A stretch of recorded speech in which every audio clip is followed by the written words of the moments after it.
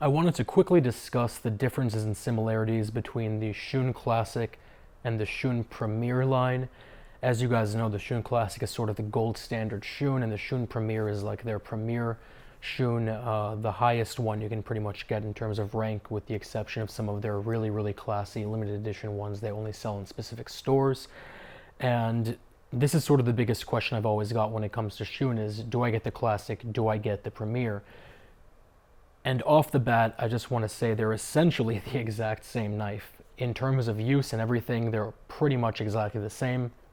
It really just comes down to design, I would say. So off the bat, let's talk about similarities. The knives that both have a 16-degree cutting angle, so they're very sharp. The knives are both made of VG Max steel, which is a notch above the gold standard VG10, so it's about a 61 hardness on both knives, and it's very resilient, it's very good at holding an edge. Both knives are clad in 34 layers on either side of stainless steel, which gives it this nice Damascus pattern that you can see on the bottom half of this knife as well, hopefully. And it also makes it very resilient to pitting, to staining, to rust, and things like that. The interesting thing to note before I keep going is that the Damascus pattern on the Premier is actually different. I'm not sure if you can see, but it's more of a swirly sort of design, while on the Classic it's more of a straight line design, so that's one thing to consider.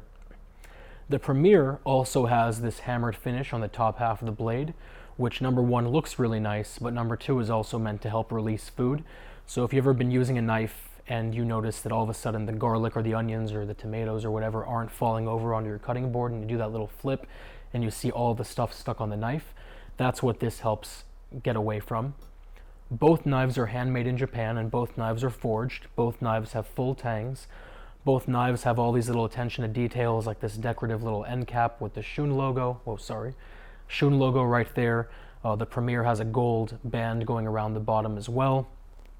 The Classic does not have a logo, but it does have that nice little end cap.